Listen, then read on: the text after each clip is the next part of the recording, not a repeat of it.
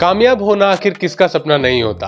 और जब corporate IT field की बात होती है, काफी सारे स्टूडेंट्स आंख बंद करके ये सपना बना लेते हैं कि उन्हें आने वाले समय में एक डाटा साइंटिस्ट बनना है, एक कामयाब डाटा साइंटिस्ट बनना है। क्यों? क्योंकि डाटा साइंटिस्ट की बहुत हाई सैलरी होती है और बहुत अच्छा काम होता है, ऐसा उन्होंने सुना होता है। इस वीडियो में दोस्तों मैं आपके साथ सारी सीक्रेट शेयर करने जा रहा हूँ। एक डाटा साइंटिस्ट आप कैसे बन सकते हो, एक कंप्लीट रोड मैप बताने जा रहा हूँ जिससे आप 2025, 26, 27 में एक डाटा साइंटिस्ट, एक कामयाब डाटा साइंटिस्ट बन सकते हो। मैं आपको डाटा साइंस प्रोजेक्ट के अलग अलग एस्पेक्ट्स के बारे में भी हाईलाइट करूंगा और कैसे डाटा साइंस पाइपलाइन में अलग अलग काम होता है उसको भी आपके सामने दर्शाने की कोशिश करूंगा। ये वीडियो आपको सही डायरेक्शन देने का काम करेगा, प्लस आपको ये भी समझाएगा कि जैसे आगे आ रही हैं टेक्नोलॉजीज, वो कैसे इस पर्टिकुलर फील्ड को अफेक्ट करेंगी, डाटा साइंस फील्ड को, जैसे कि जनरेटिव एआई का इम्पैक्ट डाटा साइंस के ऊपर। इन सभी चीजों के बारे में बात करते हुए दोस्तों इस बेहद खास इंटरेस्टिंग वीडियो की शुरुआत करते हैं।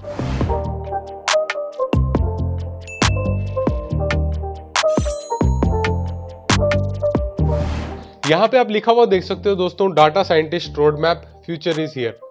यकीनन बिल्कुल सही लिखा हुआ है, क्योंकि डाटा साइंस ऐसी फील्ड है जो अभी हाल ही कुछ सालों में बहुत ज़्यादा ट्रेंडिंग हो रही है। और अब बीटेक इंजीनियरिंग में students directly data science specialization को लेते हुए अपनी बीटेक की डिग्री कर रहे हैं, तो वो काफ़ी एक्सटेंसिव नॉलेज रखते हैं डाटा के ऊपर और डाटा इंजीनियरिंग के अलग अलग एस्पेक्ट्स के ऊपर। इस वीडियो में मैं आपको बताता हूँ कैसे आप एक कामयाब डाटा साइंटिस्ट बन सकते हो। लेकिन वो बताने से पहले मैं आपके साथ शेयर करना चाहूँगा कि डाटा साइंस से जुड़े हुए काफ़ी सारे मिथ हैं इंडस्ट्री के अंदर। कौन से हैं ये मिथ? काफ़ी सारे स्टूडेंट्स को लगता है कि डाटा साइंटिस्ट बनने के लिए उन्हें मास्टर्स या पीएचडी की डिग्री होनी बहुत बहुत ज़रूरी है। लेकिन दोस्तों ये बहुत बड़ा मिथ है। आपके पास अगर बैचलर्स डिग्री है तो भी सफिशिएंट है, अगर आपके पास सही स्किल्स हैं तो डाटा साइंटिस्ट बनने के लिए। दूसरी चीज़, काफ़ी सारे स्टूडेंट्स ऐसे सोचते हैं इसके अंदर बहुत ज़्यादा कोडिंग इन्वॉल्व होती है और कंप्लीटली कोडिंग का ही काम होता है। हालांकि मैं जानता हूं डाटा साइंस का एक बहुत बड़ा एस्पेक्ट होता है कंप्यूटर कोडिंग, स्पेशली अगर हम पाइथन प्रोग्रामिंग की बात करें, लेकिन वो ही सब कुछ नहीं होता। उसके अलावा काफ़ी सारी और भी चीज़ें हैं, जैसे कि डोमेन एक्सपर्टाइज, आप बिजनेस अंडरस्टैंडिंग कितनी रखते हैं, वो सारे फैक्टर्स हैं जो आपको एक सक्सेसफुल डाटा साइंटिस्ट बनाते हैं।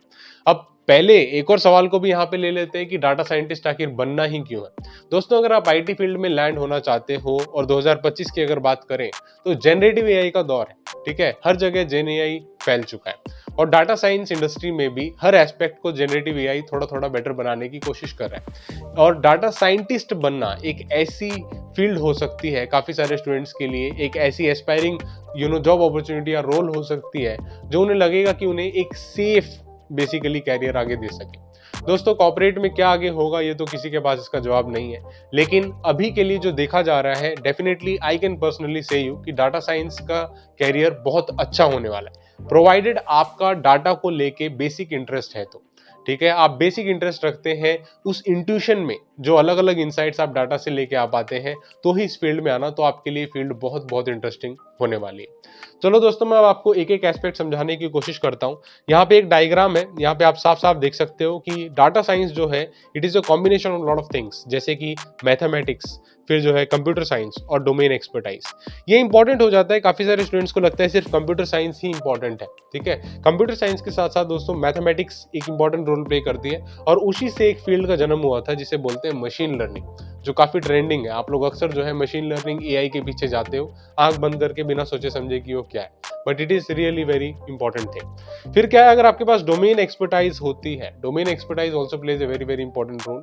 यहाँ पे क्या है, आपको उस पर्टिकुलर डोमेन जहाँ पे आप काम कर रहे हो, मे बी मैन्युफैक्चरिंग, इलेक्ट्रॉनिक्स या कोई और डोमेन, उसके बारे में बेसिक अंडरस्टैंडिंग होने की जरूरत होती है। उसके बाद ही आप बेसिकली डाटा साइंस के अलग अलग एस्पेक्ट्स को लगा सकते हो। ठीक है, डाटा प्रोसेसिंग कर सकते हो, जो मैंने यहाँ पे डाटा प्रोसेसिंग लिखा हुआ है। और मैथमेटिक्स और डोमेन एक्सपर्टाइज का मिलके आप स्टैटिस्टिकल रिसर्च की तरफ भी बढ़ सकते हो। और combination of everything is basically data science, core of everything data science होता है। इसलिए जब हम machine learning, deep learning, generative AI की बात करते हैं तो उसमें बहुत हद तक चांसेस होते हैं कि आप जो है डाटा साइंस के अंदर इन्वॉल्व है। डाटा साइंस एक बहुत छोटी चीज नहीं है जहां पे आप डाटा को लेते हो, क्लीन करते हो और कुछ इंसाइट निकालते हो। ये एक बहुत बड़ी फील्ड है जिसके अंदर अलग अलग एस्पेक्ट्स हैं, जहां पे आप मशीन लर्निंग मॉडल को किसी ना किसी तरीके से एक एस्पेक्ट को यूज करते हुए दूसरे एस्पेक्ट को यूज करते हुए कुछ ना कुछ वैल्यूएबल कर रहे होते हैं। इस वजह से data science is very very broad field which has a lot of scope. आगे बढ़ते हुए दोस्तों मैं आपको ये बताने की यहाँ पे कोशिश करता हूँ कि डाटा साइंस एक्चुअली होती क्या है। जैसा मैं आपको पहले बता चुका हूं, data science is an art by which you can bring some meaningful insight from the data. ठीक है, आपके पास एक रॉ डाटा होता है। रॉ डाटा का मतलब आपके पास किसी भी फॉर्मेट में डाटा होता है, और अब आपका काम होता है उसके अंदर से कुछ ना कुछ मीनिंगफुल इनसाइट्स निकालना। मीनिंगफुल इनसाइट्स का मतलब ये है वैल्यूएबल इंफॉर्मेशन लेना बिना किसी और एक्सटर्नल एक्सपर्टाइज के। तो ये होती है डाटा साइंस की स्किल्स। अभी अलग अलग एस्पेक्ट हो सकता है आप जो है मशीन लर्निंग मॉडल बना रहे हो, वो भी डाटा साइंस में आता है। हो सकता है आप डाटा प्रिपेयर कर रहे हो, डाटा को क्लीन कर रहे हो, डाटा इंजीनियरिंग वाला काम कर रहे हो, वो भी डाटा साइंस के अंदर आता है। या हो सकता है आप बिजनेस अंडरस्टैंडिंग रखते हुए क्लाइंट साइड से या बेसिकली फ्रंट की तरफ जो रोल होता है वहां से प्रॉब्लम्स को अंडरस्टैंड करके उसे डाटा के फॉर्मेट में एनालाइज करने की कोशिश कर रहे हो। इस टाइप से अलग अलग एस्पेक्ट इसके हो सकते हैं, और ये सभी बेसिकली कोर डाटा साइंस का काम होता है। आप यहाँ पे लिखा हुआ साफ देख सकते हो कुछ की कंपोनेंट्स है दोस्तों। यहाँ पे सबसे पहला तो है डाटा। ऑब्वियसली अगर हम डाटा साइंस की बात कर रहे हैं तो बिना डाटा के तो कुछ भी नहीं है, तो data definitely plays a important role. Then comes machine learning. Machine learning एक ऐसी फील्ड है दोस्तों जहां पे हम लोग अलग अलग फीचर्स की कॉम्बिनेशन से कुछ ना कुछ प्रेडिक्ट कर रहे होते हैं। ठीक है, based upon the machine learning different algorithm. अब कुछ सिंपल एल्गोरिथम्स भी होते हैं जैसे कि लीनियर रिग्रेशन हो गया या लॉजिस्टिक रिग्रेशन हो गया। कुछ कॉम्प्लेक्स एल्गोरिथम्स भी होते हैं जैसे डिसीजन ट्री या एनसेम्बल लर्निंग के जैसे रैंडम फॉरेस्ट। तो इस टाइप से अलग अलग एस्पेक्ट हो सकता है, और ये सभी मशीन लर्निंग के अंदर आता है। फिर यहाँ पे लिखा हुआ है स्टैटिस्टिक्स और बिजनेस अंडरस्टैंडिंग। दोस्तों स्टैटिस्टिक्स सचमुच में एक बहुत इंपॉर्टेंट रोल प्ले करता है, बिकॉज स्टैटिस्टिक्स और प्रोबेबिलिटी आपका जो है यहाँ पे भी साथ डेफिनेटली निभाएगा, प्रोबेबिलिटी भी और स्टैटिस्टिक्स भी। स्टैटिस्टिक्स में जैसे बेसिक कॉन्सेप्ट थे जहां पे हम लोग मीन, मीडियन, मोड, उसका सिग्निफिकेंस समझ रहे थे कि कैसे वो बेसिकली आपके डिस्ट्रीब्यूशन को, आपके डाटा को डिफाइन करता है। वो सभी बेसिक एस्पेक्ट्स की यहाँ पे भी जरूरत होती है जब आप डाटा साइंस का काम कर रहे होते हो अलग अलग प्रोजेक्ट्स में।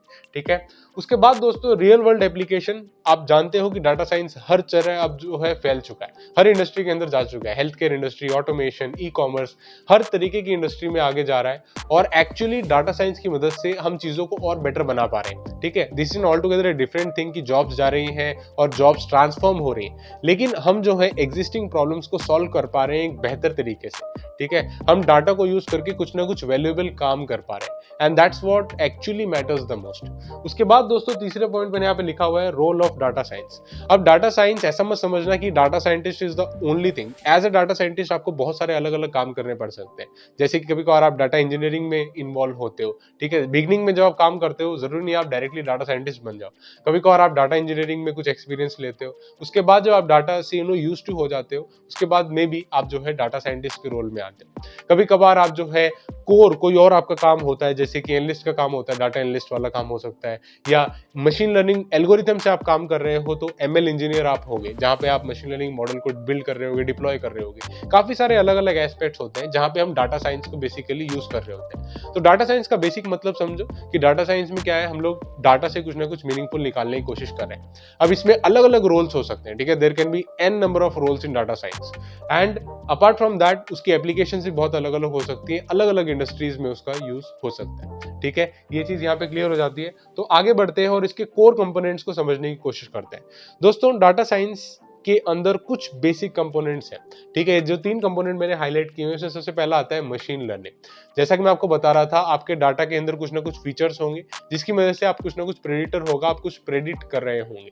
तो आप फीचर्स की मदद से बेसिकली फीचर को एज एन इनपुट लेके कुछ ना कुछ प्रेडिक्ट कर सकते हो, और इसी आर्ट को हम लोग क्या करते हैं मशीन लर्निंग में मॉडल के फॉर्मेट से ट्रेन करने की कोशिश करते हैं। ठीक है, that is machine learning where we are enabling the computer to with the help of the algorithm so that it is able to predict on the unseen data based upon whatever the training is done। ठीक है, इसका मतलब क्या कि जो machine learning में हम ये कोशिश कर रहे हैं कि कुछ उसको डाटा देके उसकी ट्रेनिंग करने की कोशिश कर रहे हैं, बाद में वैसा ही कुछ अनदेखा डाटा, कोई नया डाटा आएगा तो प्रेडिक्शन करने के लिए वो कैपेबल हो जाएगा। ठीक है, अब इसका अलग अलग एस्पेक्ट हो सकता है, फोरकास्टिंग एक एस्पेक्ट है। ठीक है, उसके बाद कोई दूसरा एस्पेक्ट हो सकता है। तो machine learning all together is a different thing inside data science. उसके बाद दोस्तों यहाँ पे ट्रेडिशनल सॉफ्टवेयर डेवलपमेंट भी इंपॉर्टेंट होती है। कैसे ट्रेडिशनल सॉफ्टवेयर डेवलपमेंट इंपॉर्टेंट है?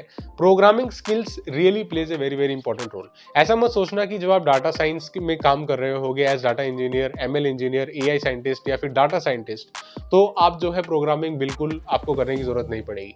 कभी कभार एक रोल से दूसरे रोल तक डिपेंड कर सकता है कि आपकी प्रोग्रामिंग में इन्वॉल्वमेंट वेरी करेगी, कभी ज्यादा कभी कम, लेकिन ऐसा नहीं है कि आप बिना प्रोग्रामिंग के यहाँ पे सर्वाइव कर सकते हो।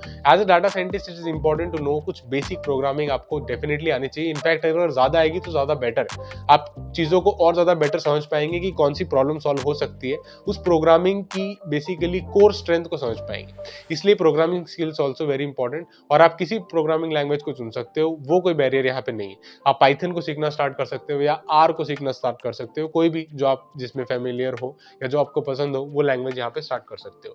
तीसरा एस्पेक्ट है दोस्तों डाटा एनालिटिक्स का एस्पेक्ट। यहाँ पे क्या हो रहा है, हम लोग डाटा हमारे पास आ गया, डाटा साइंस में डाटा का ही काम है। उसके बाद हम लोग डाटा को अलग अलग तरीके से विजुअलाइज करने की कोशिश कर रहे हैं, उसमें जो कुछ ना कुछ इंसाइट्स निकालने की कोशिश कर रहे हैं। आप यकीन करो मेरा दोस्तों, ये इतनी इंटरेस्टिंग चीज है।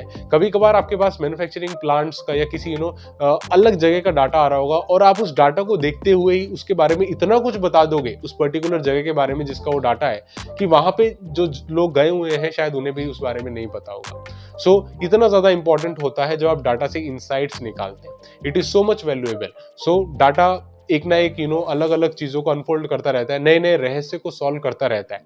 इसीलिए data science is really a very good field of art, जहां पे एंडलेस स्कोप है। Based upon your creativity, based upon your knowledge and analysis, आप कुछ भी नया डेराइव कर सकते हो। You can connect the dots and make anything possible, ठीक है, according to the logical conclusion जो आप लेके आओ। इस वजह से भी डाटा साइंस के कोर कंपोनेंट्स इंपॉर्टेंस रखते हैं और ये सभी साथ में मिलके डाटा साइंस रोल को बेसिकली आगे लेके चलते हैं। अब यहाँ पे दोस्तों मैंने आपको डाटा साइंस का लाइफ साइकिल दिखाने की कोशिश की है। हालांकि मैंने एक अलग वीडियो भी इसके ऊपर बनाया था जहाँ पे मैंने आपको एक प्रोजेक्ट में पाइपलाइन में कैसे काम होता है अलग अलग, वो समझाने की कोशिश की थी प्रैक्टिकली। लेकिन यहाँ पे मैं आपको इस डायग्राम के थ्रू समझाने की कोशिश करता हूँ कि डाटा साइंस में एक्चुअली काम कैसे कैसे होता है। प्लीज समझने की कोशिश करना दोस्तों। ये होती है पहला step number 1, that is problem understanding. जो भी प्रॉब्लम आपके सामने है, आप उस प्रॉब्लम को अंडरस्टैंड करो। इसका मतलब क्या, मान लो कि आपको डाटा साइंस की बेसिक नॉलेज आ गई, थ्योरेटिकल नॉलेज आपने पढ़ लिया कॉलेज से या कहीं और से, ठीक है। अब क्या है, आप काम करना जब स्टार्ट करोगे तो सबसे पहला स्टेप होगा प्रॉब्लम अंडरस्टैंडिंग। प्रॉब्लम को आप समझोगे कि क्या ये प्रॉब्लम डाटा साइंस की नॉलेज से सॉल्व भी हो सकती है या नहीं, ठीक है। कभी कभार कुछ लोग आप मानोगे नहीं, इंडस्ट्री में कई बार ऐसे प्रोजेक्ट्स होते हैं जो डाटा साइंस की जिसमें जरूरत ही नहीं होती है। बेसिकली कभी कभार सॉफ्टवेयर इंजीनियरिंग से काम चल जाता है और डाटा साइंस की एज सच, एमएल इंजीनियर्स की एज सच वहां पे जरूरत नहीं होती। फिर वो काफी सारा टाइम उसमें वेस्ट करते हैं जस्ट बिकॉज उन्हें लगता है कि मशीन लर्निंग मॉडल से कुछ ना कुछ नया आ जाएगा। तो ये प्रॉब्लम अंडरस्टैंडिंग का स्टेप बहुत बहुत इंपॉर्टेंट होता है और आप इंटरव्यूज में बैठोगे तो ये सारी चीजें आपसे पूछी जाती है। Please take care of these things, ठीक है। उसके बाद अगर आपको एक बार प्रॉब्लम समझ में आ जाती है, आप डिसाइड कर रहे हो ठीक है डाटा की मदद से हम इस प्रॉब्लम को सॉल्व कर सकते हैं, तो सेकंड स्टेप आता है डाटा एक्विजिशन। यहाँ पे क्या है, आपके पास डाटा आना चाहिए, ठीक है। आप डाटा को एक्वायर कर रहे हो। डाटा अलग अलग फॉर्मेट से आ सकता है, हो सकता है किसी सेंसर से डाटा आ रहा है, किसी और मीडियम से डाटा आ रहा है, तो अलग अलग फॉर्मेट से डाटा आ सकता है आपके पास और आप उस डाटा को बेसिकली एनालाइज कर रहे होते हो। यही आपका कोर काम होता है, ठीक है। उसके बाद दूसरी चीज क्या है दोस्तों, एक बार आपके पास डाटा आ जाता है, वो किसी भी फॉर्मेट से आ सकता है, मान लो कि डाटाबेस या कहीं से भी वो स्टोर हो रहा है, आपके पास डाटा आ गया। फिर आपको क्या करना पड़ेगा दोस्तों, डाटा प्रिपरेशन करना पड़ेगा। This is an important thing. यहाँ पे आपकी डोमेन नॉलेज होनी बहुत इंपॉर्टेंट है। कभी कभार आप सोचोगे कि ये जो फीचर्स हैं या जो एंट्रीज है डाटा में मीनिंगलेस है, किसी काम की नहीं है, लेकिन वो शायद कभी कभार बहुत वैल्यूएबल डाटा होगा जो आप, अगर आपके पास डोमेन नॉलेज नहीं होगी तो स्किप कर दोगे उसे, और मे भी कभी कभार आप उसे रिडंडेंट समझ के हटाने की कोशिश करो, डिलीट करने की कोशिश करो, तो यहाँ पे आप क्रिटिकल इंफॉर्मेशन को मिस आउट कर दोगे। इस वजह से भी दोस्तों डाटा प्रिपरेशन एक इंपॉर्टेंट रोल प्ले करता है, ठीक है। तो आपको डोमेन नॉलेज यहाँ पे होनी चाहिए, किस इंडस्ट्री का वो डाटा है उस इंडस्ट्री की बेसिक नॉलेज पहले होनी बहुत जरूरी। उसके बाद दोस्तों अगला होता है फीचर इंजीनियरिंग। फीचर इंजीनियरिंग के ऊपर भी मैंने एक्सटेंसिवली अलग से बात की हुई है एक अलग वीडियो में, लेकिन यहाँ पे बताने के लिए आपको बताता हूँ फीचर इंजीनियरिंग क्या होता है। यहाँ पे हम लोग क्या है, हमारे पास मल्टीपल फीचर्स होते हैं जो सिमिलर काइंड ऑफ डाटा दे रहे होते हैं, सिमिलर काइंड ऑफ इंफॉर्मेशन दे रहे होते हैं। तो हम लोग क्या करते हैं, मल्टी कॉलिनिटी को कम करने के लिए, यानी सेम काइंड ऑफ इंफॉर्मेशन जो अलग अलग जगह से आ रही है उसको क्लब करके एक मीनिंगफुल फीचर बनाने की कोशिश करते हैं। तो और इस स्किल को फीचर इंजीनियरिंग बोलते हैं, जब हम उसे किसी मीनिंगफुल फीचर में कन्वर्ट करें, ठीक है। हो सकता है कि आप जो है किसी एम्प्लॉय का टोटल वर्किंग आवर्स आपको पता है, एक महीने में वो कितना काम करता है, प्लस आपको ये भी पता है कितने घंटे उसने काम किया है, तो आवर्स पर वीक जो आपको पता है इस डाटा से, आप इसे कंबाइन करके बेसिकली पर आवर का टाइम निकाल सकते हैं, ठीक है, कि वो कितना काम करता है या बेसिकली कितना वो सैलरी ड्रॉ करता है पर आवर के हिसाब से। तो इस टाइप से अलग अलग कॉम्बिनेशन हो सकते हैं जिसमें आप फीचर इंजीनियरिंग की नॉलेज लगाते हो और नए मीनिंगफुल फीचर्स को बेसिकली वहां से एक्सट्रैक्ट करने की कोशिश करते हो। So this is also an important aspect. अब आता है दोस्तों वो जो आप सभी को पता होगा, दिस इज मॉडल इवेल्युएशन, ठीक है, मॉडलिंग एंड इवेल्युएशन। अब काफी सारे स्टूडेंट बोलते हैं डाटा आ जाता है और उसके बाद सीधा मॉडल बनाओ, क्योंकि आपको प्रोजेक्ट्स में और जितने भी कोर्सेज आप करते हो वहां पे यही सिखाया जाता है कि डाटा साफ है और जो भी एक्चुअली वो उस पर्टिकुलर मॉडल से निकालने की कोशिश कर रहे होते हैं वो डाटा इसी टाइप से बनाया जाता है कि वही आउटपुट आ रहा होता है, ठीक है।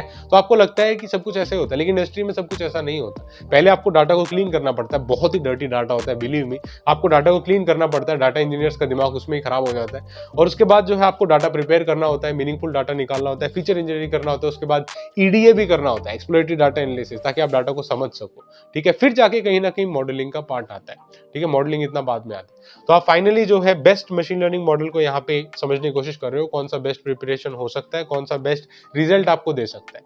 तो यहाँ पे मशीन लर्निंग मॉडल की बात आती है। और फाइनली आप एक मॉडल बना देते हो तो आप उसे रियल टाइम में कहीं ना कहीं डिप्लॉय कर देते हो, ताकि वो जो भी आप प्रेडिक्ट करना चाहते हो रियल टाइम में प्रेडिक्ट करता रहे, वहां पे डिप्लॉय होके, ठीक है। जैसे कि आप समझ सकते हो कि आजकल ट्रैफिक लाइट का सिस्टम, अलग अलग ट्रैफिक लाइट में ऑटोमेटिक चलान आ जाता है आपके पास। वो कैसे आता है? वो एक डिप्लॉयड सिस्टम है, किसी न किसी ने मशीन लर्निंग मॉडल्स बनाए हुए हैं, वहां पे सेव किए हुए हैं, ठीक है, जहां पे ऑलरेडी उसको ऐसा ट्रेनिंग डाटा दिया था और अब जो है डायरेक्टली वो वहां पे डिप्लॉयड सिस्टम है और काम कर रहा है, ठीक है। So this is the deployment. Finally क्या है, डाटा विजुअलाइजेशन भी एक इंपॉर्टेंट यहाँ पे एस्पेक्ट होता है, जहां पे हम लोग डाटा को विजुअलाइज करने की कोशिश कर रहे होते हैं, अलग अलग एस्पेक्ट से उसे बेसिकली समझने की कोशिश कर रहे होते हैं कि क्या कुछ मीनिंगफुल इसमें है, क्या कुछ मीनिंगफुल हम इसमें से निकाल सकते हैं या नहीं। इस टाइप से डाटा विजुअलाइजेशन भी यहाँ पे थोड़ा सा इंपॉर्टेंट हो जाता है, ठीक है। So these are all various life cycle stages of data science project. Problem understanding से आप मॉडल इवेल्युएशन तक कैसे जाते हो, फाइनली उसे डिप्लॉय कैसे करते हो, इन सभी चीजों के बारे में हमने यहाँ पे डिस्कस किया, ठीक है। तो आप एक डाटा साइंटिस्ट बन जाओगे, कामयाब अलग अलग प्रोजेक्ट में काम करोगे, तो इन्हीं अलग अलग स्टेजेस से होके आपके प्रोजेक्ट्स भी गुजरेंगे, ठीक है। इसके बाद दोस्तों यहाँ पे कुछ स्किल्स भी मैं लिख के लाया हूँ कि आपको कौन सी बेसिक स्किल्स की यहाँ पे जरूरत है। बिलीव मी, आजकल का टाइम ऐसा है कि जनरेटिव एआई का दौर है और चीजें बदलती जा रही हैं, तो हो सकता है कि शायद आने वाले टाइम में आपको कुछ और नई स्किल्स की जरूरत पड़ जाए और ये वाली स्किल जो है रिडंडेंट हो जाए। लेकिन फिर भी कोर और फंडामेंटल हर स्किल्स का इंपॉर्टेंट होता है, जैसे कोडिंग का और प्रोग्रामिंग का कोर सेम होता है और डाटा की अंडरस्टैंडिंग का भी कोर फंडामेंटल सेम होता है। इसीलिए आपको फंडामेंटल और कोर पता होने बहुत बहुत जरूरी है। यहाँ पे पहले नंबर पे दोस्तों मैंने प्रोग्रामिंग लिखा हुआ है। आप पाइथन, आर, सिक्वल, कोई भी प्रोग्रामिंग लैंग्वेज आपको पता होनी चाहिए। Python generally data science community में ज्यादा चलती है, क्योंकि ज्यादातर स्टूडेंट्स और जो है कम्युनिटी उसकी काफी अच्छी तरीके से डेवलप हो चुकी है। प्रोग्रामिंग के बाद दोस्तों आपको मैथमेटिक्स और स्टैटिस्टिक्स, जैसा मैंने बताया, प्रोबेबिलिटी, लीनियर अलजेब्रा, कैलकुलस भी पता होना चाहिए, ताकि आपको बिहाइंड द सीन पता चलता रहे, डाटा में से कुछ मीनिंगफुल अगर आ रहा है तो उसे लेके आ पाए और उसे मीनिंगफुल इंफॉर्मेशन को ड्रॉ कर सके। इस वजह से ये सेकंड एस्पेक्ट भी इंपॉर्टेंट होता है। फाइनली दोस्तों, machine learning is the centre, is always important. Machine learning model कैसे काम करते हैं, कौन कौन से एल्गोरिथम्स होते हैं, सुपरवाइज्ड, अनसुपरवाइज्ड, डीप लर्निंग के बेसिक्स, ये सब चीजें कैसे काम करती हैं, ये भी आपको पता होना थोड़ा सा इंपॉर्टेंट यहाँ पे हो जाता है। उसके बाद जो है डाटा स्किल्स भी इंपॉर्टेंट है। आप डेफिनेटली डाटा के साथ डील कर रहे हो तो कुछ टूल किट होंगे आपके डाटा साइंस लाइब्रेरी में, जैसे कि आपको क्या करना पड़ेगा, यहाँ पे पांडास, नमपाई, मैटप्लॉटलिब, ठीक है, ये कुछ कॉमन पैकेजेस है जिनका यूज करते हैं हम लोग, और एज ए डाटा स्किल्स ये आपके पास होनी बहुत जरूरी होती है। तो ये स्किल्स भी बहुत इंपॉर्टेंट है। फाइनली दोस्तों मैंने सॉफ्ट स्किल्स लिखा हुआ है, last but not the least. Soft skills बहुत बहुत इंपॉर्टेंट है। Data science is all about the art of story telling. आप ढंग से नहीं समझा पा रहे हैं और क्रिएटिवली आसानी से नहीं समझा पा रहे हैं सामने वाले को कि आपने क्या इनसाइट्स ड्रॉ किए हैं, तो उस इनसाइट्स का ज्यादा मीनिंग नहीं रह पाता है, ठीक है। तो इस वजह से स्टोरी टेलिंग स्किल्स बहुत इंपॉर्टेंट होती है। आप कैसे कम्युनिकेट करते हो, कैसे अपनी इंफॉर्मेशन को कन्वे करते हो, वो भी बहुत इंपॉर्टेंट हो जाता है जब हम डाटा साइंटिस्ट रोल की बात कर रहे हैं और डाटा साइंस में अलग अलग रोल्स की बात कर रहे हैं, ठीक है। So these were all the skills which you require to become a successful data scientist in the future, ठीक है। आगे बढ़ते हुए दोस्तों एक स्टेप वाइज रोड मैप मैं आपके सामने लेके आया हूँ। हो सकता है इसके अलावा भी आप कुछ और रोड मैप फॉलो करें, आपको कामयाबी मिल जाए। ये पॉसिबल एक रोड मैप हो सकता है, अगर आप चाहें तो इसका रेफरेंस भी ले सकते हैं। यहाँ पे दोस्तों आप देखो कि आपको क्या है, पाइथन और कुछ ना कुछ प्रोग्रामिंग लैंग्वेज का बेसिक्स पता होना चाहिए। फिर मैथमेटिक्स और स्टैटिस्टिक्स के बेसिक्स पता होने बहुत बहुत इंपॉर्टेंट है। Mathematics is still the most relevant thing for data science. फिर आपको डाटा प्री प्रोसेसिंग और ईडीए जो मैं बोल रहा था, एक्सप्लोरेटरी डाटा एनालिसिस, वो पता होना चाहिए कि डाटा को समझें पूरे तरीके से, क्या क्या डाटा के अंदर है, उसमें से मीनिंगफुल इंफॉर्मेशन लेके आए बाहर, that is also important. And यहाँ पे दोस्तों learn machine learning concepts and apply them. Machine learning के बेसिक कॉन्सेप्ट्स, एल्गोरिथम कैसे काम करते हैं, बिहाइंड द सीन का क्या काम होता है, कैसे एल्गोरिथम काम कर रहे होते हैं, वो सारी चीजें भी आपको यहाँ पे पता होनी चाहिए। Plus work on the real project. Real project पे आपको काम करना पड़ेगा, ठीक है। ऐसा नहीं है कि सिर्फ थ्योरेटिकल नॉलेज आप लेके रखो, रियल प्रोजेक्ट पे काम करो। अलग अलग कॉम्पिटिशन, जैसे कि यहाँ पे कैगल मैंने लिखा हुआ है, कैगल के कुछ कॉम्पिटिशन्स होते हैं, उस टाइप से कॉम्पिटिशन में पार्ट लो ताकि आपकी स्किल्स ब्रशअप हो सके, ठीक है। आगे चलते हुए दोस्तों, पोर्टफोलियो भी बहुत इंपॉर्टेंट होता है। कुछ यहाँ पे इंपॉर्टेंट वेबसाइट्स मैंने लिखी हुई हैं, जैसे गिटहब, लिंक्डइन और पर्सनल ब्लॉग्स भी बेसिकली आप एक्सप्लोर कर सकते हो। लेकिन लिंक्डइन और GitHub actually plays a very important role to build a portfolio. एक प्रोफेशनल नेटवर्क आप डेवलप कर सकते हो और प्रोफेशनल से बेसिकली कनेक्ट कर सकते हो, जो आपको आने वाले टाइम में डेफिनेटली हेल्प करता है इंडस्ट्री में नए नए जॉब रोल्स को एक्सप्लोर करने के लिए, ठीक है।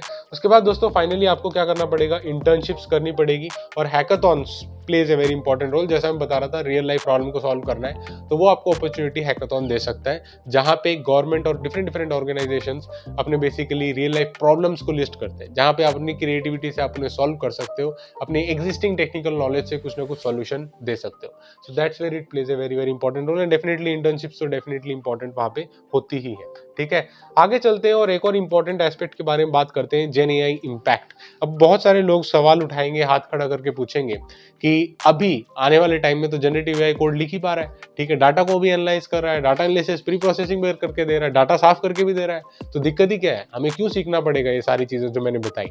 दोस्तों डेफिनेटली जनरेटिव एआई हेल्प करेगा आपको और आपके काम को भी अफेक्ट करेगा, लेकिन जो कोर और फंडामेंटल्स हैं वो अब भी सेम है जो सालों से पहले थे, ठीक है। इसलिए फाउंडेशन ब्लॉक्स तो आपको बिल्ड करने ही पड़ेंगे। मैथमेटिक्स का फाउंडेशन, मशीन लर्निंग का फाउंडेशन तो वही है जो पहले था, ठीक है। कैसे वो नई नई चीजें उसके ऊपर बिल्ड होती हैं वो आपको तभी तो समझ में आएंगी जब फंडामेंटल्स पता होंगे। तो इसीलिए definitely all this things are also important. And generative AI की जहां तक बात है, आपको क्या समझने की जरूरत है, जनरेटिव एआई बहुत सारे जॉब रोल्स को ट्रांसफॉर्म कर देगा। यानी अभी जो एग्जिस्टिंग काम है, रूटीन एक्टिविटी डेफिनेटली नहीं होगा। रूटीन काम जो आपको लगता था कि हाँ यही कर रहा हूँ, सिंपल सा काम है, जो बहुत रिपीटेटिव काम था, वो डेफिनेटली जनरेटिव एआई की मदद से ऑटोमेट हो सकता है और उसकी कोई भी जरूरत अभी इस समय पे नहीं लगती कि है, ठीक है। और आने वाले टाइम में इनोवेटिव काम भी जनरेटिव एआई करने के लिए कैपेबल है और आपके काम में बेसिकली असिस्ट करने के लिए आपको हेल्प करेगा। That's where generative AI will play a role and also it will open up new opportunities, जैसे कि मैं यहाँ पे कुछ लिख के लाया हूँ। जैसे कौन सी है, यहाँ पे जनरेटिव एआई स्पेशलिस्ट बनेगा, gen AI specialist, which is a completely new role. Then data synthetics engineers, अब ये कौन सी रोल है, यहाँ पे क्या होता है कि अभी जैसे मैंने बताया आपको डाटा का ही सारा खेल है और सिंथेटिक डाटा आजकल जनरेट कर पा रही है इंडस्ट्री और उसके ऊपर एनालिसिस अपना कर रही है, तो सिंथेटिक डाटा जनरेशन का काम ये पर्टिकुलर इंजीनियर्स करने के लिए कैपेबल होते हैं, तो इस वजह से भी ये इंपॉर्टेंट हो जाता है। एंड थर्ड नंबर पे प्रॉम्प्ट इंजीनियरिंग, आपने सुना होगा, ये नई टर्म है जहाँ पे आप प्रॉम्प्ट को कैसे देंगे, किस टाइप से आउटपुट आएगा, इन सभी चीजों को एलएलएम मॉडल यानी जनरेटिव एआई की मदद से डायग्नोस करने की कोशिश करते हैं। तो prompt engineering also is a completely new opportunity, जो नया स्पेस खुल चुका है। उसके बाद AI ethics specialist, ethics also plays a very very important role, जैसे कि अलग अलग मॉडल्स को यूज किया जा रहा है, एथिकल एस्पेक्ट वहां पे आता है कि वेदर हम लोग मॉडल्स को सही डायरेक्शन में भी यूज कर रहे हैं या नहीं, और प्राइवेसी और दूसरी चीज़ों का भी ध्यान रखे या नहीं, इस वजह से वो सारी चीज़ें भी यहाँ पे इंपॉर्टेंट हो जाती है। अब जनरेटिव एआई एप्लीकेशन डेवलपर क्या है, ठीक है, ये अगला रोल है दोस्तों, जहाँ पे आप अलग अलग एप्लीकेशन बना रहे हो। जेन एआई एप्स आपने सुना होगा। अब क्या हो रहा है, एग्जिस्टिंग सॉल्यूशन जो इंडस्ट्री के अंदर है उसके ऊपर जनरेटिव एआई की एप्लीकेशंस आके बैठी हुई हैं और उनको और बेटर बना रही है। ये जनरेटिव एआई का बेसिकली काम, ये कुछ अपॉर्चुनिटीज है जो आपको आने वाले दिनों में आपको पता चलेंगी और आपके सामने अगर आप अभी एक्सप्लोर कर रहे हैं तो पता चलेगा कि नए नए जॉब रिक्वायरमेंट्स आजकल मार्केट में आ भी रही, ठीक है। इसके बाद कुछ यहाँ पे रिसोर्सेज हैं दोस्तों, आप जो है फ्री और पेड कोर्सेज कर सकते हो किसी वेबसाइट पे, यूट्यूब पे, यूडेमी पे, कोर्सेरा, काफ़ी सारी लर्निंग प्लेटफॉर्म्स हैं। बुक्स आप पढ़ना चाहो तो पढ़ सकते हो, ट्रेडिशनल मीडियम है जहाँ पे काफ़ी सारी चीज़ें लिखी हुई हैं, but definitely it plays an important role. Competition is important, Kaggle और गिटहब में जो लर्निंग एक्टिविटीज़ वहाँ से आप प्रैक्टिस कर सकते हो, उसे प्रैक्टिस करने की कोशिश करो, that is very important. And networking plays an important role, LinkedIn वगैरह पे एक्सप्लोर करते रहो, नेटवर्किंग करो, वो डेफिनेटली इंपॉर्टेंट होती है। पोर्टफोलियो रिज्यूम बनाना भी इंपॉर्टेंट है, आप जो है अपना रिज्यूम कैसे बनाते हैं, पोर्टफोलियो कैसे बनाते हैं, और फाइनली इंटर्नशिप और एंट्री लेवल रोल्स के लिए कैसे अप्लाई करते हैं, ठीक है। ये कंप्लीट कुछ रिसोर्सेज और आपके लिए नेक्स्ट स्टेप हो सकते हैं। डाटा साइंस दोस्तों बहुत ही इंटरेस्टिंग फील्ड है, मजा आता है काम करने में अगर आपका कोर डाटा में इंटरेस्ट है तो। ठीक है। तो यही कुछ था जो मैं आपको बताना चाह रहा था कि कैसे आप स्टेप बाय स्टेप प्रोग्रामिंग पे ध्यान रखते हुए, स्टैटिस्टिक्स को ध्यान में रखते हुए और इंजीनियरिंग में अलग-अलग डिसिप्लिन्स में अपनी नॉलेज को बढ़ाते हुए, यानी डोमेन नॉलेज लेते हुए, कैसे आप बेसिकली एक सक्सेसफुल डाटा साइंटिस्ट की तरफ बढ़ सकते हो। ज़रूरी नहीं है आपको डायरेक्टली डाटा साइंटिस्ट ही बनना है, ठीक है। पहले आप डाटा इंजीनियर बन सकते हो, डाटा एनालिस्ट बन सकते हो और धीरे-धीरे आप मूव ऑन होते हुए आप जो है डाटा साइंटिस्ट के रोल पे आ सकते हो। अलग-अलग एस्पेक्ट है, एज़ डाटा साइंटिस्ट भी बहुत अलग-अलग काम होता है। There is a wide range of work which is possible to do as a data scientist. तो इस टाइप से दोस्तों डाटा साइंटिस्ट की कुछ इन्फॉर्मेशन थी जो मुझे आप लोगों को देनी थी। सो आई होप ये चीज़ें काफ़ी रेलेवेंट होंगी आपके लिए और आपको मोटिवेट करेंगी और सही डायरेक्शन में मूव करने के लिए भी हेल्प करेंगी। और किसी चीज़ के बारे में आप जानना चाहते हैं दोस्तों, डाटा साइंस के किसी कोर कॉन्सेप्ट के बारे में जानना चाहते हैं, तो कमेंट सेक्शन में कमेंट करके हमें ज़रूर बता सकते हैं। हम डेफिनेटली उसके ऊपर वीडियो बनाने की कोशिश करेंगे। वीडियो देखने के लिए बहुत बहुत शुक्रिया दोस्तों। Thank you so much for watching. जय हिंद, वंदे मातरम।